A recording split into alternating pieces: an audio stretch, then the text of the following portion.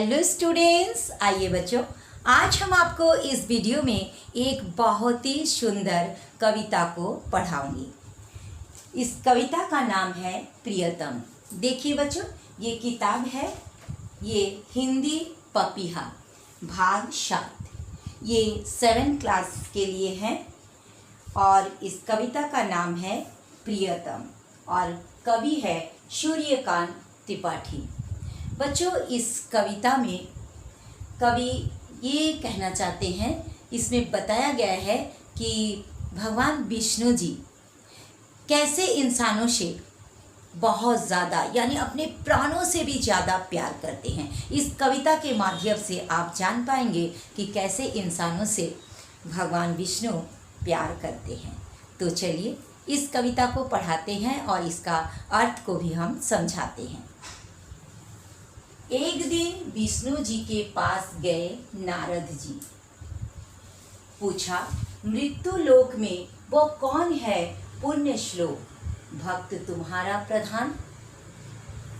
एक दिन क्या होता है, एक दिन नारद जी बहुत कौतूहलवश विष्णु जी के पास जाते हैं। कौन जाते हैं? नारद जी। किसके पास जाते हैं? विष्णु जी के पास जाते हैं और पूछते हैं मृत्यु लोक। मृत्यु लोक का मतलब होता है पृथ्वी। मृत्यु लोक का मतलब क्या होता है बच्चों? पृथ्वी। कि पृथ्वी में वो कौन है पुण्य श्लोक। पुण्य श्लोक का मतलब होता है शुभ चरित्र। शुभ चरित्र वाले वो कौन भक्त है जो आपका सबसे प्रधान है, आपका सबसे मुख्य है, कौन सबसे प्यारा है मृत्यु लोक में यानी पृथ्वी में। कौन पूछते हैं?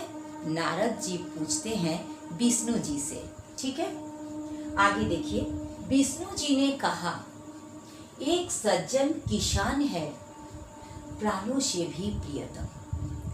तो विष्णु जी हंसकर कहते हैं कि एक सज्जन किसान है जो मेरा प्राणों से भी ज़्यादा प्यारा है। प्रियतम मतलब क्या होता है? सबसे प्यारा। एक किसान है, सज्जन किसान है, अच्छा किसान है जो मेरा प्राणों से भी प्यारा है।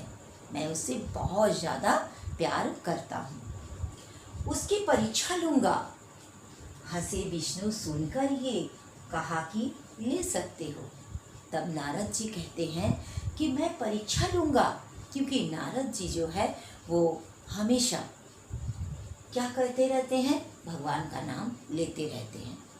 हमेशा वो भगवान का नाम लेते ही रहते हैं। तो फिर उनको लगा कि मुझसे ज़्यादा बड़ा भक्त विष्णु जी का कौन हो सकता है। इसलिए वो सोचे कि मैं उस इंसान का यानी उस किसान का परीक्षा जरूर लूँगा। उनका बात सुनकर विष्णु जी हंसकर कहते हैं कि ले सकते हो, तुम आराम से ले सकते हो उसका परीक्षा। नारद जी चल दिए, पहुँचे भक्त के यहाँ। तब नारद जी भक्त के वहाँ, जो प्रिय भक्त था विष्णु जी का किसान, उसके पास वो चल देते हैं। तो चलिए आगे जानते हैं इस कविता में क्या होता है। फिर नेक्स्ट पैरा देखिए। देखा हल जोत कर आया वो दोपहर को। अब नारद जी क्या करते हैं? उस किसान का परीक्षा लेने के लिए पृथ्वी लोक पर आ जाते हैं। आकर देखते हैं, देखा हल जोत कर आया वो दोपहर को। किसान अपना खेत से हल जोत कर दोपहर को घर आते हैं। दरवाजे पहुंचकर राम जी का नाम लिया। खेत से जब वो दोपहर को आया तब वो दरवाजे पर आकर भगवान का नाम लिया।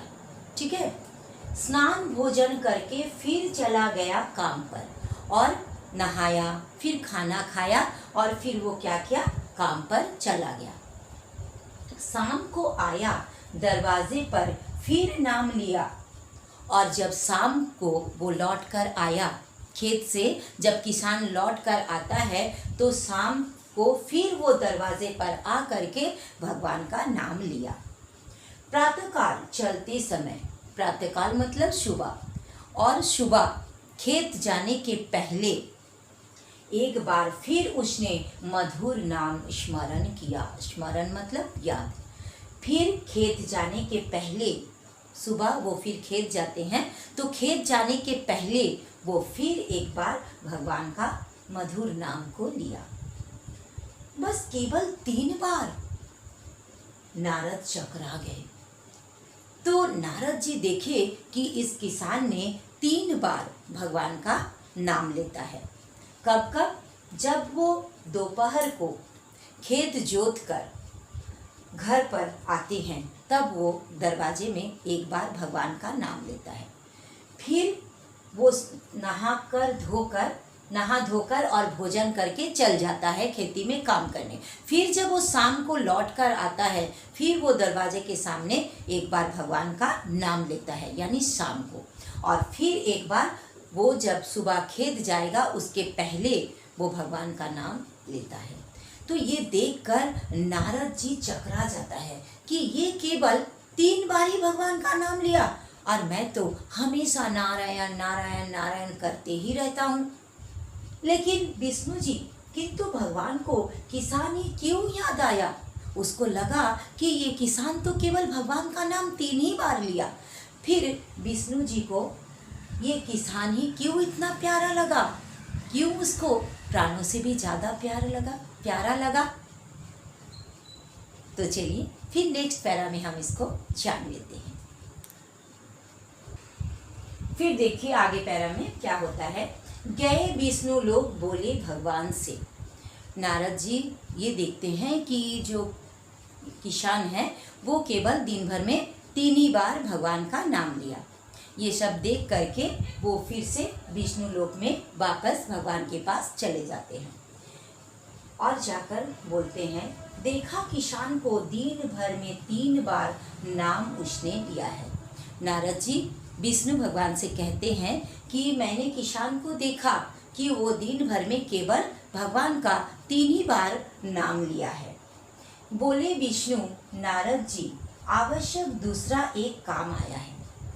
तब विष्णु जी नारद जी से कहते हैं कि एक बहुत ज़रूरी आवश्यक काम आ गया है।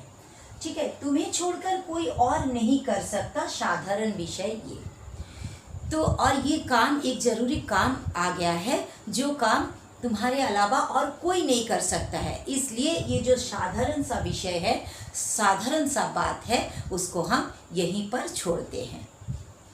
तो बच्चों, आज का वीडियो में मैंने इतना ही पढ़ाएंगे और इसके आगे का वीडियो में पार्ट 2 में हम इसको पूरा कंप्लीट करेंगे। तो इस वीडियो को इतना तक ही हम ख़त्म करते हैं बच्चों, और इसको आगे देखने के लिए आप मेरे चैनल के साथ जुड़े रहिएगा। और बच्चों, अगर आपको मेरा पढ़ाई अच्छा लगता है, वीडियो अच्छा लगता है, तो एक लाइक ज़रूर कीजिएगा, अपने दोस्तों में भी शेयर कीजिएगा ताकि आपके दोस्त भी सीख सके। और बच्चों, अगर आप पहली बार मेरा चैनल को देख रहे हो तो प्लीज़ प्लीज़ प्लीज़ सब्सक्राइब कर दीजिएगा।